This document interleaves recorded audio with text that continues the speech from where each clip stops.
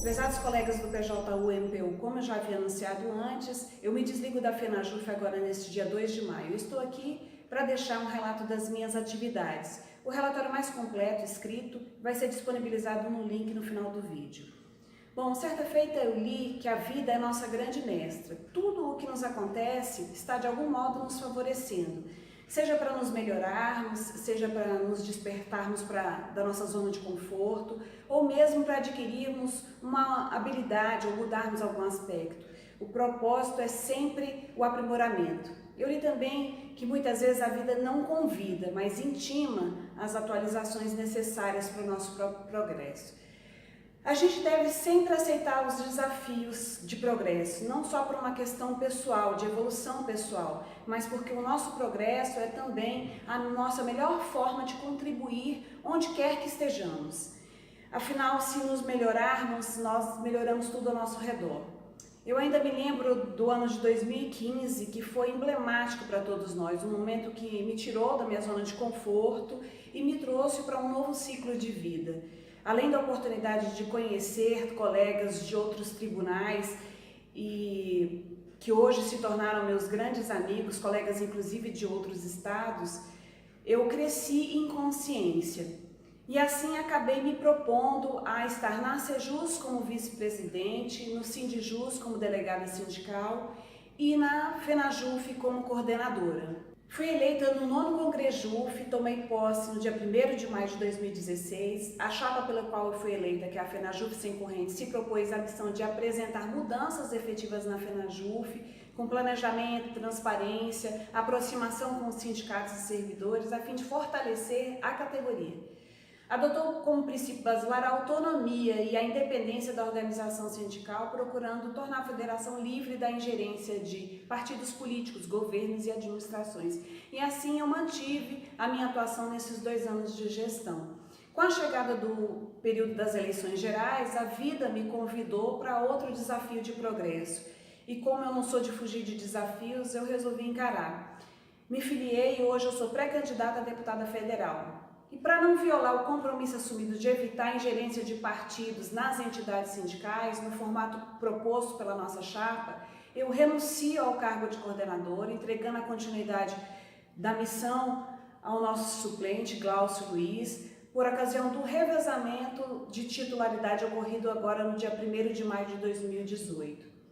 É bom esclarecer, mais uma vez, que o pequeno período de 1 mês e pouco entre a minha filiação partidária e o meu desligamento definitivo da entidade se deu em razão do indicativo de interpretação do estatuto de que, no caso de vacância, a vaga deve ser ocupada pelos suplentes na ordem de eleição. Ou seja, se eu saísse antes do dia 1º de maio, eu poderia estar abrindo a mão da vaga da nossa chapa para outro colega de outra chapa. Então, aguardamos para que a renúncia se desse na suplência e não na titularidade. Outro esclarecimento que eu penso que seja importante é que a proposta foi a de evitar a ingerência de partidos nas entidades. Isso porque nós tivemos um histórico muito ruim em relação a isso na nossa categoria e ainda há uma ferida especialmente aberta para os colegas do DF. Era algo importante para aqueles que nos confiaram os mandatos, votaram em nós. Essa distorção de dizer que nós éramos antipartidários e que havia perseguição a filiados a partidos é má interpretação ou até má fé de alguns. A crítica sempre se deu à influência nas entidades e nunca contra o sistema político em si. De qualquer modo, é sempre possível tratar com respeito às divergências. Há quem entenda que o apartidarismo é importante nas entidades, há quem entenda que não é. Só não dá para confundir apartidarismo com antipartidarismo. Bem, voltando ao relato, eu tenho o hábito de fazer um relatório de atividades por todos os lugares em que eu atuei e não seria diferente na FENAJUF, mesmo porque eu acredito que seja uma obrigação de qualquer dirigente fazer sua prestação de contas para aqueles que ele representa. Nesse vídeo eu vou apenas dar um panorama das atividades de natureza administrativa, atuação específica na coordenação jurídico-parlamentar, propostas apresentadas à diretoria executiva, além da atuação geral em encontros, plenárias ampliadas, reuniões, fóruns e ambientes de debate. bem como atividades de mobilização, lembrando que o relatório escrito é mais descritivo e será igualmente disponibilizado. De acordo com o artigo 1º, parágrafo 2º do Estatuto, a operacionalização administrativa da FENAJU fica a cargo da diretoria executiva, sendo assim a responsabilidade é compartilhada por todos os coordenadores. Eu colaborei desse modo com a boa consecução dos serviços, auxiliando na gerência dos recursos materiais e humanos da Federação, diligenciando nas atividades do expediente, despachando em pedidos encaminhados, realizando atendimento às entidades filiadas. Como representante licenciado e residente em Brasília, independentemente da escala de plantões, eu acompanhei o cotidiano da Federação, procurando aí equacionar problemas e otimizar os trabalhos. Dentre algumas providências administrativas, diligenciei isoladamente ou com outros coordenadores de plantão pela expedição de diversos ofícios.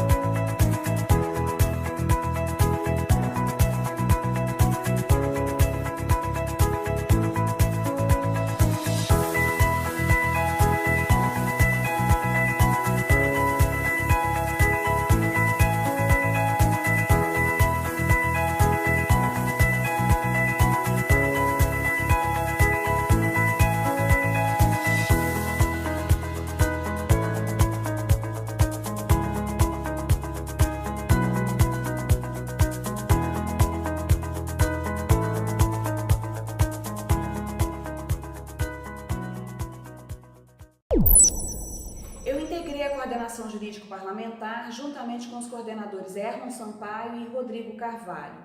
Desse modo, além das atividades de competência geral, desenvolvi o acompanhamento de temas jurídicos de interesse da categoria, atuando em parceria com a Assessoria Jurídica Nacional e com a Comissão Jurídica Nacional.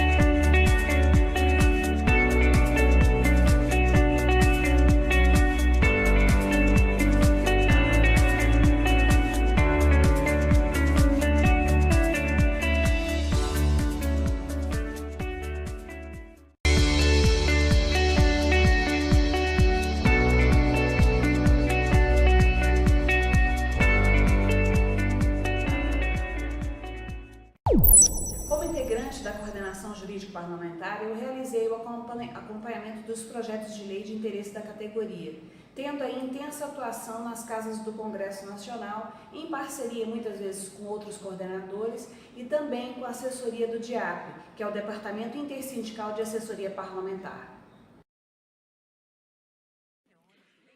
Eu sou filha de professores da rede pública, eu estudei na rede pública, e me formei com o sacrifício dos meus pais. Com muito sacrifício, eu passei num concurso público. Com estudo, que nessa pátria não é valorizado. Porque hoje, a gente tem que ter vergonha de ser servidor público. Vergonha porque estudou para um concurso. Mas eu sempre tive orgulho da minha profissão. Orgulho.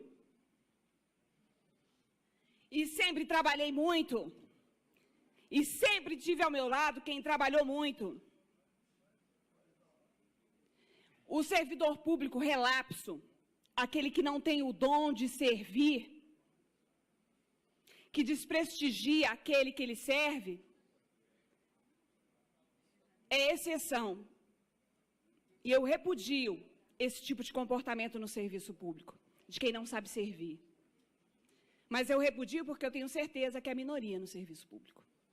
E, infelizmente, a grande maioria leva fama. Intencionalmente, a gente sabe. O que está sendo feito nas reformas e nas PECs é como se eu pegasse um papel de grafite e passasse a borracha. Irresponsavelmente, apagando os direitos que existem na Constituição Cidadã. É a ruptura de um sistema constitucional, e isso é muito grave, muito grave. É a mudança das escolhas de uma sociedade de uma forma totalmente ilegítima.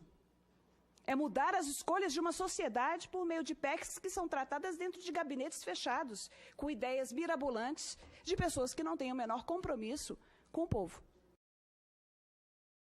Hoje mesmo foi apresentado o relatório que atinge aí a estabilidade do servidor público, viabilizando a demissão por um processo cheio de subjetividades, e a gente sabe muito bem que atacar a estabilidade do servidor público é atacar a própria sociedade e a possibilidade de um servidor público atuar sem se sujeitar a atos de corrupção. Cria-se um ambiente para dizer que é possível, sim, atacar a estabilidade, porque isso é uma mamata para o servidor, quando, na realidade, é uma garantia para o cidadão. Então, é um projeto bastante perigoso que está avançando nessa casa. O desmonte do serviço público, como bem lembrou o deputado Glauber, a gente está vendo aí a possibilidade de terceirização ampla dentro do serviço público, terceirização, inclusive, da justiça eleitoral, muito claramente anunciada para ser o atendimento ser feito por terceirizados. Nós retornaríamos à época do coronelismo, muito brevemente, se isso continuar. Bom, o que nós vemos, na verdade, é uma escalada de retirada de direitos, né, de desmonte do serviço público. E a emenda constitucional 95 trouxe um panorama muito gravoso para o serviço público.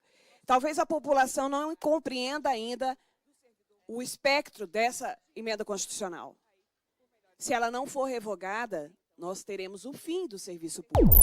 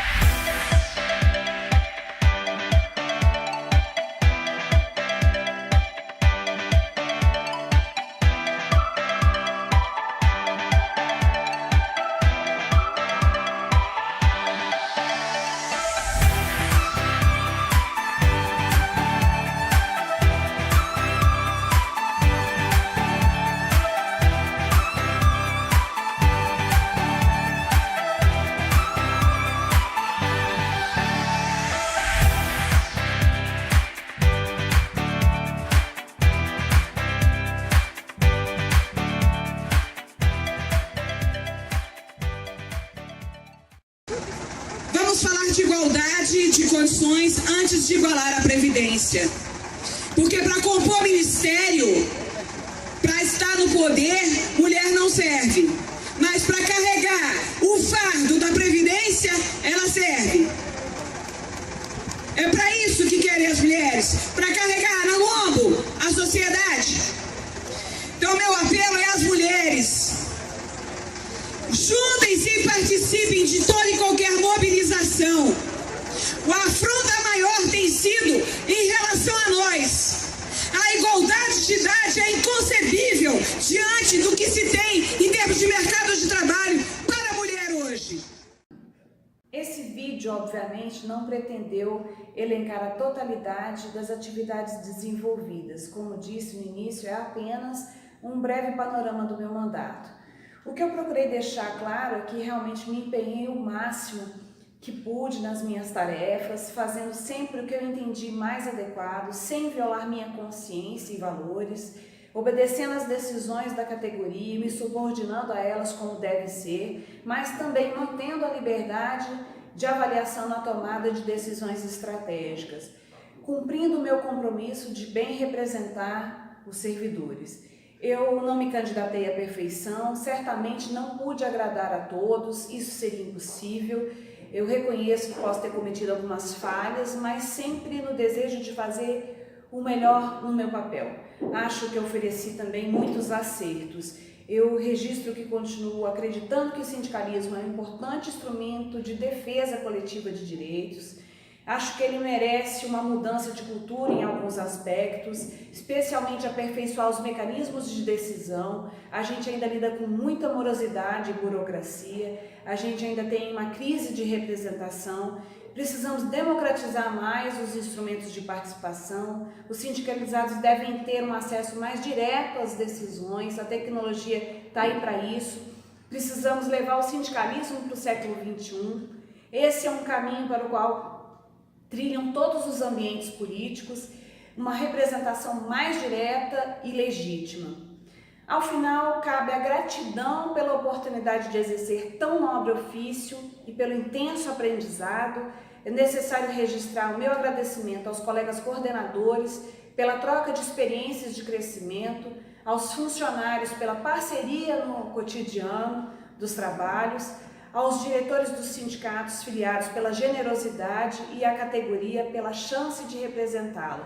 Eu sigo o meu caminho, atendendo a um chamado interno de aprimoramento e ao desafio para o qual a vida me intimou. Fiquem em paz e bem, força e fé.